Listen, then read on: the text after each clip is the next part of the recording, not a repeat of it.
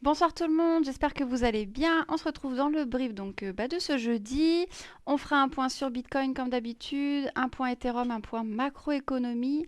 Et on nous a demandé l'altcoin Aurora, donc on ira revoir cet altcoin ensemble. Voilà, que dire d'autre?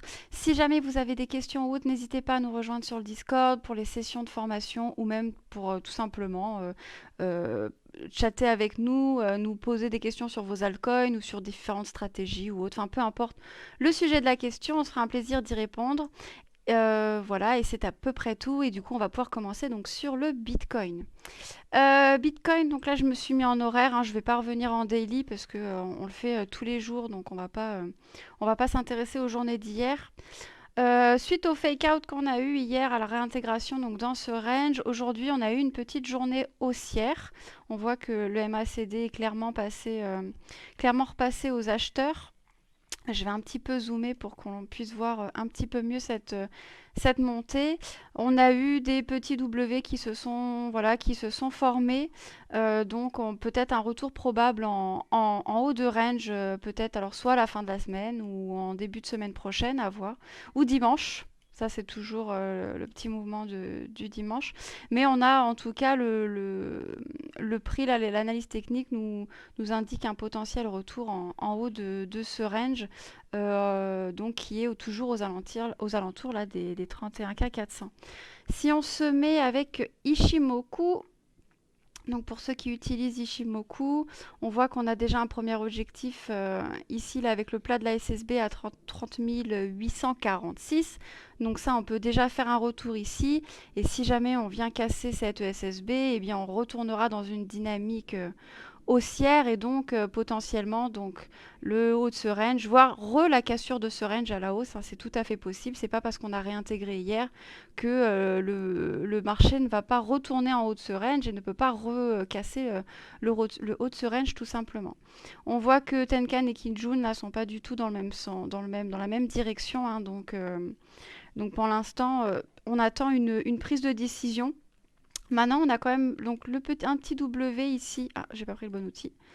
Un petit W ici qui est en train de se former, qui n'est pas confirmé. Hein. On peut complètement redip et pas du tout faire ce W, mais si jamais, hein, on pourrait faire ce W et donc retourner, ce qui nous emmènerait là sur l'objectif de ce plat de SSB ici. Donc, à voir ce que ça donne. À voir ce que ça donne peut-être demain. Peut-être demain ou un peu plus tard, ça, on verra ce que le marché décide. Pour ceux qui utilisent le biais institutionnel, on voit que là on est sur un point où bas ça crosse. Alors à voir si on continue ce mouvement haussier, le bien titre redeviendra bullish, pardon, je vais y arriver. Et donc là pour le coup ce serait vraiment bon signe pour un retour en haut de ce range. Voilà. Donc ça c'est en horaire. Je crois que j'ai à peu près tout dit sur ça. Et on va aller voir peut-être l'order flow. Je ne sais pas si vous vous souvenez, l'order flow, on avait un open interest qui était fort descendu hier avec la réintégration dans le range. On a vu des fortes liquidations de longues et un funding rate qui était massivement positif. Hein, on a vu des valeurs qui étaient très très importantes. Là, alors je vais juste masquer ça, on n'en a pas besoin, pardon.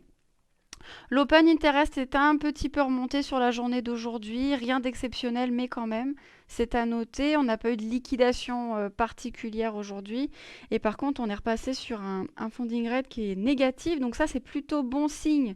Ça veut dire qu'on a des shorters dans ce marché et donc bien on sait que quand on a une majorité d'acheteurs sur ce marché, eh bien on sait que le marché adore faire l'inverse de ce que la majorité pense, donc que fait le prix? Eh bien, il monte tout simplement.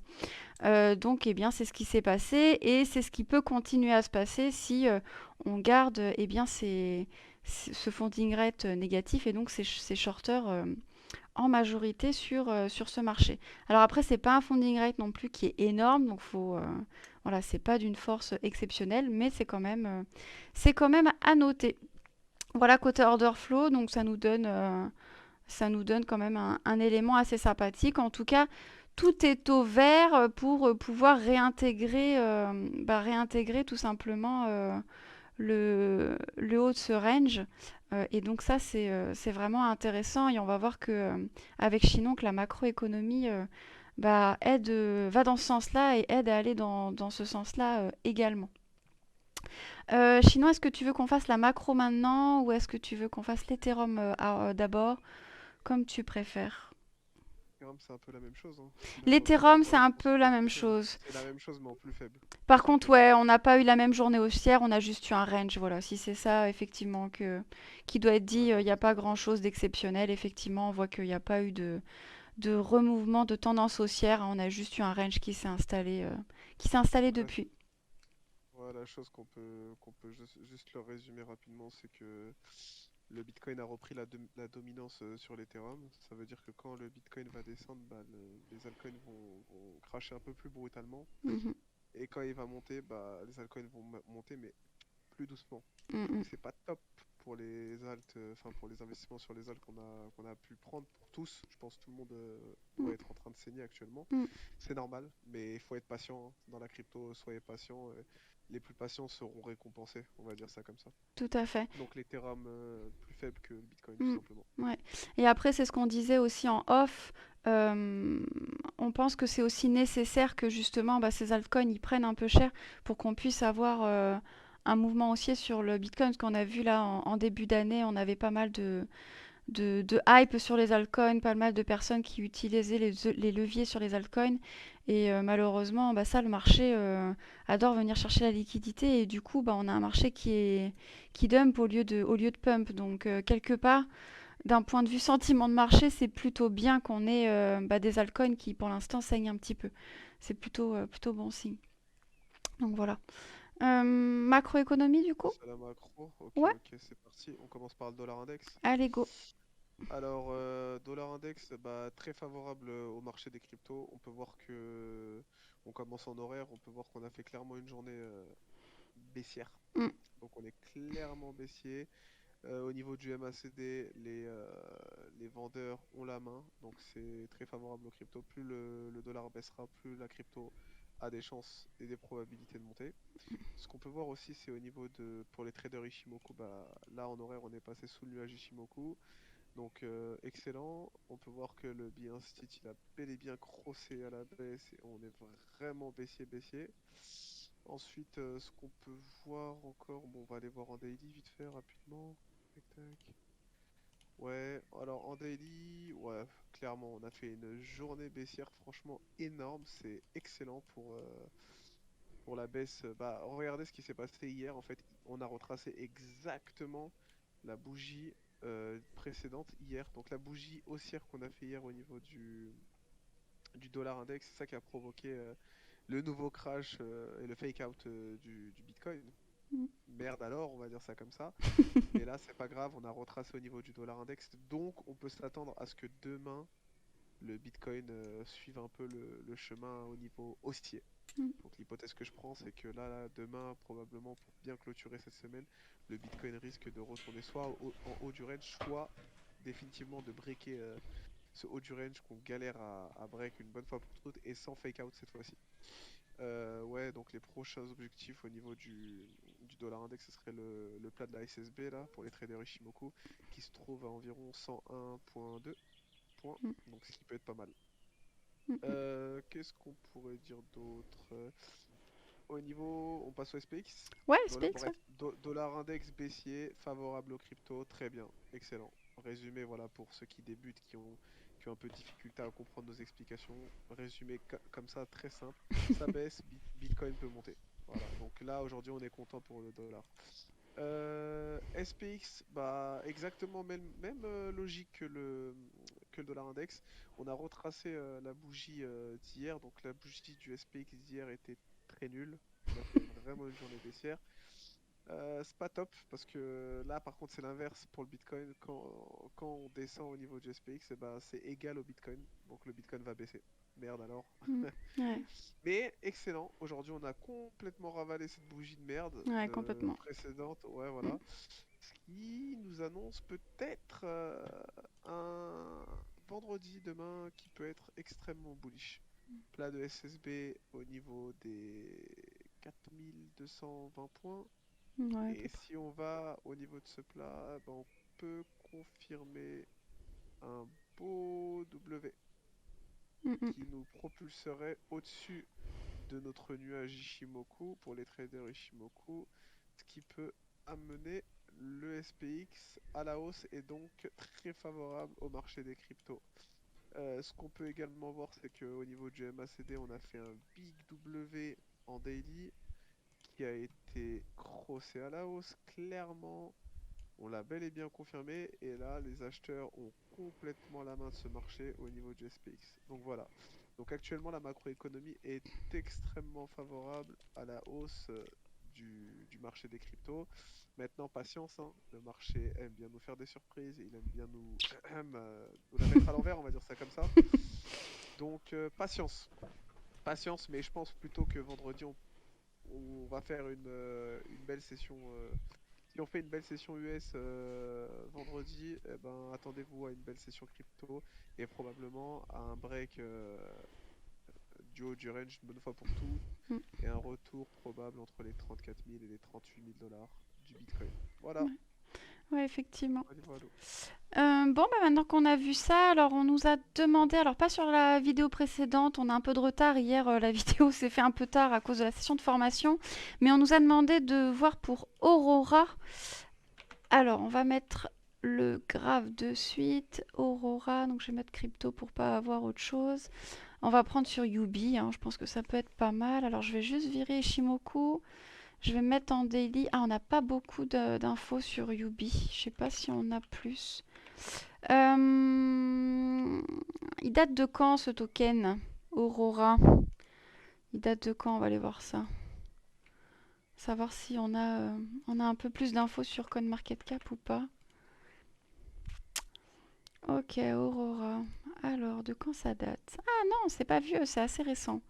Assez récent, ok, 2021, 19 novembre 2021. Ok, là on est à partir du 1er janvier, donc ça a été listé un petit peu plus tard sur Yobi. Ok, on va se servir peut-être de celle-là du coup. Bon, en tout cas, un ATH à combien? 34 et quelques? 34, 35? 35, 35, 20? Pas terrible, CoinMarketCap pour voir ça. Mais à peu près à 35 dollars. Là, actuellement, on a un jeton qui est à 2,81 $, donc qui est en plein comme tous les altcoins, en plein bear market, hein, rien de très étonnant. Bon, on peut pas tracer de Fibonacci sur CoinMarketCap, mais il n'y a pas besoin de tracer la de Fibo pour se rendre compte que on est en dessous même de ce qu'a été le jeton au tout début. Donc en termes de localisation de prix, on est sur des prix qui sont vraiment très bons. Alors je ne sais pas quel est le fondamental, hein, de ce projet. A priori c'est un écosystème là de ce qu'on voit. Donc voilà. Donc après il faudrait voir le fondamental que vous puissiez étudier parce que ça c'est assez personnel, hein, bah, de savoir dans quoi vous voulez investir comme type de projet et surtout est-ce que le projet vous semble fiable, etc. Donc ça, il y a beaucoup de paramètres subjectifs, donc on vous laissera faire votre propre analyse. Mais en tout cas, là, en termes de prix, on est sur des prix qui sont vraiment très bas. Ça ne veut pas dire que ça n'ira pas plus bas, hein. Si on se mange un bear market, bah, ça peut encore creuser, hein. Ça, c'est pas du tout impossible. Par contre, effectivement, en termes de localisation de prix, là, oui, vous pouvez rentrer dans ce type d'asset. À voir après, est-ce que vous voulez attendre des structures qui vous réannoncent une réhausse de ce prix, ou est-ce que vous voulez tout simplement rentrer en DCA comme on vous en parle à chaque fois, hein, ne mettez jamais la totalité de votre capital, sinon vous le dit et vous le répète à chaque fois. Et il a tout à fait raison il a tout à fait raison de le faire, parce que bah, si jamais le prix vient à redumper, eh bien vous allez vous retrouver les poches vides et pas pouvoir réinvestir dessus, ce qui serait vraiment dommage d'un point de vue financier et ce qui peut être difficile également d'un point de vue psychologique. Donc ça, on vous le répète à chaque fois, mais ne mettez pas tout votre capital déjà dans un seul asset et encore moins en une seule fois, en une seule entrée. Donc voilà, ça c'est très important. Donc voilà, d'un point de vue localisation de prix, on est OK. Donc à voir après bah, si le projet tient la route. En termes de market cap, on est à 103 millions, si je me trompe pas, hein. 103 millions, donc c'est pas une toute petite market cap, mais c'est pas non plus une énorme, hein. Bien sûr, on est rank 200, 261, hein, donc on n'est pas dans des tokens les plus safe possibles. Mais je sais pas ce que t'en penses, Chinon, hein, 103 millions, c'est quand même pas rien. C'est pas 30 rien. millions, moi je trouve que c'est bien parce que c'est une enfin, c'est des market cap que j'aime beaucoup. Bon là, faut pas se leurrer, on est dans un bon, allez, mini bear market, ok? Oui, On c'est n'est pas ça, vraiment dans un ouais. bear market parce que un bear market, normalement tout le monde ferme l'ordinateur, on est tous en train de pleurer. Là, on est Ouais. dans un mini bear market, Mm. c'est-à-dire qu'on peut encore assumer Ouais. psychologiquement Ouais, ouais. la baisse. Mm. Voilà. Il faut se dire que avec ce mini bear market, la market cap reste assez forte. J'aime bien ces projets parce que c'est une market cap qui n'est pas énorme, mais qui est quand même suffisamment haut pour tenir le coup Ouais. et que la société ne fasse pas faillite. Mm, mm. D'accord? Du coup, si jamais le Bitcoin est repropulsé au niveau du haut du ping range à 70 000 dollars environ, Mm, mm. franchement, Aurora, il peut cartonner, hein. Aurora, il C'est ça. pourrait aller facilement à 20 dollars, je pense. Ah ouais, c'est ça. Entre 15 et 20 dollars. Mm, mm. Si vous l'achetez à d'autres dollars maintenant, franchement, ça peut être très très intéressant. Mm, mm. Donc, c'est une market cap que j'aime beaucoup. Franchement, c'est des projets. Allez, c'est une market cap, c'est pas des projets à haut risque, mais à moyen risque. Ouais, ouais, ouais. Moyen risque. Maintenant, il faut analyser le fondamental, comme vous l'a dit, hein, Xena. Bien analyser pour voir si le projet il tient la route. Mm, Mais je pense que s'il a une telle market cap, c'est qu'il tient la route. mm, mm. Ouais. Voilà, franchement, il faut pas se leurrer. Mm. Oui, d'ailleurs, quand on parle d'analyse fondamentale, pour ceux qui, voilà, qui sont vraiment débutants, en gros, c'est analyser quoi? C'est analyser ben, quel est le projet, en gros, de ce token-là. C'est qu'est-ce qu'ils veulent faire, en fait, concrètement. Donc, le projet de l'entreprise. C'est également regarder la roadmap, c'est-à-dire bah, quelles sont les différentes étapes du projet, où est-ce qu'ils en sont, est-ce que c'est au début, au milieu, à la fin? Parce que forcément, quand c'est un projet qui est encore à ses tout débuts, bah, ça veut dire qu'il y a encore du potentiel. Donc c'est aussi plus risqué, mais ça veut dire qu'il y a encore du potentiel au vu de l'avancée et de l'évolution de leur projet.